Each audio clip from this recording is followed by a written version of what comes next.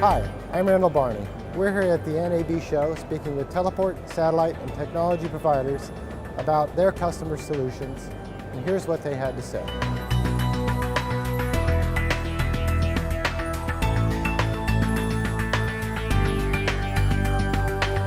Yeah, that's a good question. Total solutions.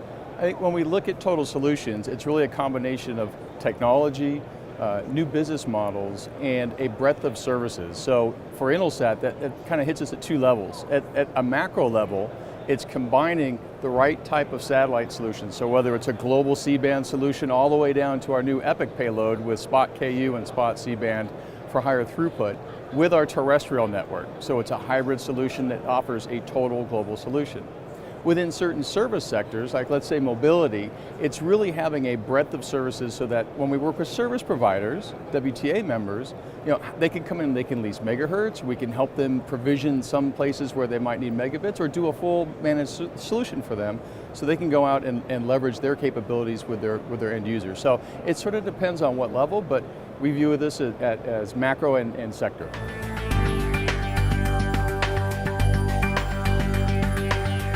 So again, sort of at the macro and sector level, at the macro level, as we roll out Epic, and we're looking to launch in January, we had to do a number of things. It wasn't just building a payload and bringing a new satellite in. We had to look at the ecosystem, which includes not only the satellite payload, but then on the ground. So how do we have all of our platform providers make sure that their R&D path is optimized for an Epic high throughput solution? On that, we also have to come back and say, how do we enable new access technologies? So again, when we come back to service providers, what we can say to them is, here's the satellite solution, here's the platform that gets you there, that enables the megabits, but also here's new access technologies that allow you to find a new market, because we understand everybody wants to grow their business, right? In terms of individual sectors, something like we did with Airbus last year, we announced a global KU maritime network. So we're able to hone in on that and provide that total solution. So we manage everything for them in terms of the megabits going out to the ships. They manage the ships and they manage all the marketing. They're able to take the funding that they would have to do for the CapEx and OpEx and put that towards applications.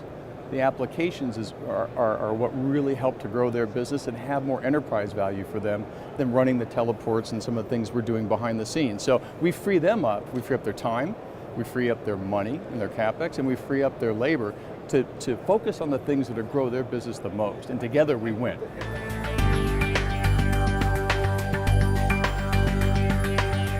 Yeah, there's a lot of challenges when you start to look at this. I mean, providing a single sort of one-dimensional service is relatively straightforward. In our world, we would put a platform in or just lease megahertz and be done. But when you look at the total solution concept, it's about, how do you partner with that service provider? We need to talk and collaborate a lot more of what is the goal, right, that we're doing together.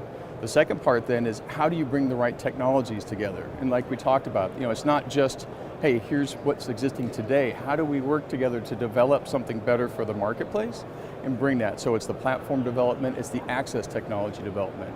I think the other big thing you have to think through and worry about is upstream, downstream. Like when we're doing Epic and rolling that out, one of the big things we heard from service providers was it has to be backwards compatible, but at the same point, I want this to deliver more economics, better economics as we move forward. So I've got to help people realize the investment they've already had and continue to monetize that, but then allow them to take that into a new economic environment. So thinking through those kinds of issues, breadth, depth, but also backwards and forwards, it takes more time and it takes definitely a lot more focus.